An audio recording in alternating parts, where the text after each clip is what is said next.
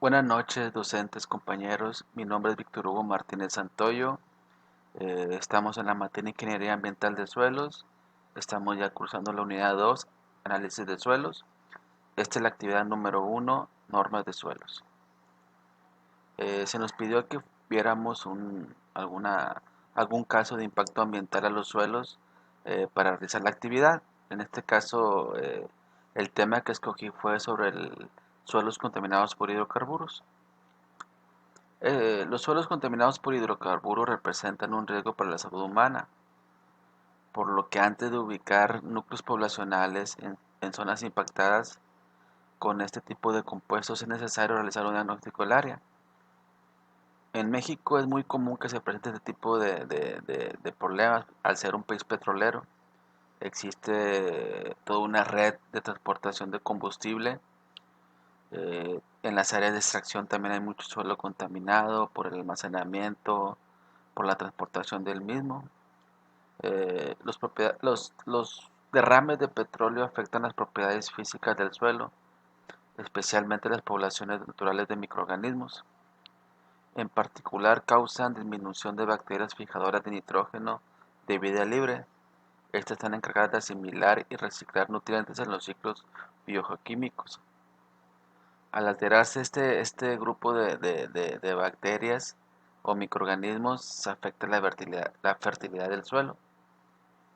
El conocer el grado de contaminación del suelo impactado es importante dentro de las actividades de muestreo y análisis que tiene como finalidad determinar la extensión, sobre todo, y naturaleza de la contaminación. El caso de estudio es un derrame petrolero que ocurrió en la zona donde vivo. Es a causa de una refinería de combustible que está en Cadereyta, Nuevo León. La fuga de petróleo se originó debido a una toma clandestina. Este fue el problema principal.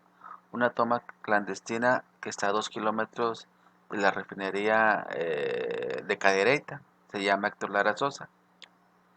Durante casi 8 horas seguidas se estuvo esparciendo y escapando combustible, ocasionando la inundación de parcelas, y después se volcó sobre un canal de riego todo este combustible o petróleo crudo. La extensión de la afectación fue de aproximadamente 5 hectáreas.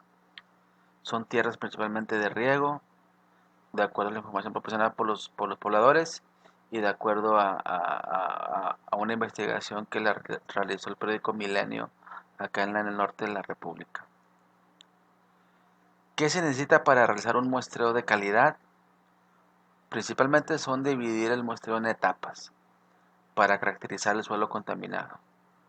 Una de las etapas es determinar las condiciones del sitio antes de la contaminación, en qué condiciones estaba antes del impacto. La otra etapa es definir la magnitud y tipo de contaminación. Hay que ver qué tantas hectáreas o cuál fue la extensión de la contaminación, qué tipo de agente químico externo fue el que se derramó, el que se impactó. La tercera etapa es el muestreo, que es lo que vamos a ver en esta actividad. Después del muestreo vienen análisis físico-químicos y por último una elaboración de cartas o mapas con ayuda de sistemas de información geográfica para ubicar en tiempo y espacio las áreas de afectación. ¿Qué normas están involucradas en el muestreo de suelo en el caso de estudio? Principalmente la norma 138 Semarnat SSA1 2002.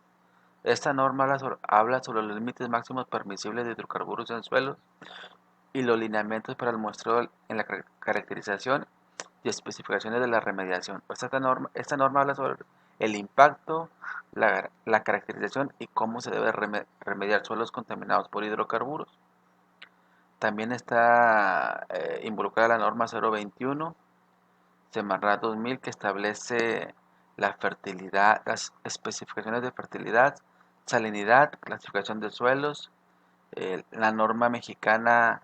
Después de aquí se derivan 4 o 5 normas mexicanas que hablan sobre el análisis de las muestras eh, para analizar hidrocarburos de fracción pesada, hidrocarburos de fracción ligera, hidrocarburos de fracción media, hidrocarburos aromáticos policíclicos y los que son los bencenos, toluenos, gilenos y etilbencenos, los llamados BTX. En este caso, como fue petróleo crudo el que se derramó, la norma indica que hay que hacer muestreo y análisis de fracción pesada, fracción media, fracción ligera, BTX, hidrocarburos aromáticos policíclicos. Esta tabla deriva de la norma 138. Hay límites máximos permitidos para hidrocarburos en suelos. En este caso, como es fracción pesada y el suelo es agrícola, forestal y de conservación, el límite máximo es de 3.000 miligramos por kilogramo base seca. Y el método analítico a emplear es el NMX AA 134 SCFI 2006. Eh, de acuerdo a los contaminantes implicados, ¿qué tipo de muestreo se efectuará? Existen dos tipos de muestreos cuando son suelos contaminados. Un muestreo es el muestreo a juicio, que es no probabilístico. Se presenta cuando los elementos son seleccionados mediante un criterio personal y generalmente lo realiza un experto. En zonas heterogéneas de pequeña extensión se pueden escoger puntos en base a diferencias típicas como cambios notorios en relieve, textura, color superficial, vegetación, etc. Y está el probabilístico, que es un muestreo aleatorio simple, estratificado, sistemático. Estos se basan en el principio de equiprobabilidad, es decir, aquellos en los que todos los individuos tienen la misma probabilidad de ser elegidos para formar parte de una muestra y consiguientemente todas las posibles muestras de tamaño n tienen la misma probabilidad de ser seleccionadas. Es un muestreo probabilístico, es más que nada estadístico. En el caso del estudio, el tipo de muestreo recomendado es el aleatorio simple, ya que este tipo de muestreo es recomendable para áreas homogéneas menores a 5 hectáreas, delimitadas por referencias visibles a lo largo y ancho de toda la zona, que en este caso fue la zona de impacto. Ahí se muestran varias imágenes de los tipos de muestreo. El A es aleatorio simple, el B es aleatorio estratificado, el C sistemático rejillar rectangular y el D sistemático rejillar polar. Son diferentes tipos de muestreo. Ahora sí, ¿qué sigue? La profundidad del muestreo. Esta depende directamente del objetivo del mismo, es decir, si está diseñado para determinar afectaciones a la salud o ambientales. También tienen que ver las propiedades físicas del suelo, su tamaño de partícula, la humedad, cohesión, factores como la profundidad del lecho rocoso, el manto freático, etcétera. En este caso, la tablita nos muestra 5 objetivos del muestreo y la profundidad recomendada. Por ejemplo, cuando es un riesgo de contaminación en acuíferos, se debe de muestrear por horizontes, o sea, deben de ser muestreos profundos. Cuando es riesgo a la salud, el muestreo debe ser pues, superficial, de 0 a 10 centímetros a partir de la superficie. Cuando es afectación a microorganismos del suelo, se muestra en el horizonte A, que es el segundo, de acuerdo a la escala que vamos a ver a continuación. Cuando se quiere ver la fertilidad, se muestra el espacio radicular o de raíces, que es 0 a 30 centímetros. Cuando se quiere ver la lixiviación del contaminante, también es por horizontes. Esta es una pequeña imagen de los horizontes del suelo que vimos en la unidad 1.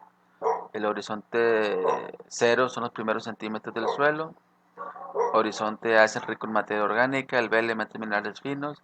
El horizonte C es fragmento de la roca madre. Y el horizonte D, el último, es la roca madre. Estos son materiales e instrumentos para el muestreo. Por ejemplo, está la barreta, cuchara de acero inoxidable para toma de muestras, charola de acero inoxidable para homogeneizar la muestra, espátulas, flexómetros para ver la profundidad, pala, pico, piseta. Son muestradores especiales, el auge son muestradores especiales para muestrear a cierta profundidad, igual que el sacabucado. También se necesita marro, estaca, banderillas para delimitar las zonas de muestreo, termómetro para ver la temperatura en la que toma la muestra, temperatura ambiental, un GPS para ubicarse, ciclómetro para ver la humedad. Y estos dos últimos, hexano y jabón, son para lavar los materiales que utilices, para que no vas a contaminar de manera indirecta muestras. Eh, También es importante los contenedores, las temperaturas de conservación y los tiempos de conservación. En este caso, para hidrocarburos fracción pesada, se recomiendan frascos de vidrio de boca ancha. La temperatura de preservación es de 4 grados centígrados y el tiempo máximo de conservación antes del análisis es de 14 días. Eso también sacó de la norma 138 Semarnat. Pues es todo, compañeros. Estas son mis referencias. Espero sus comentarios.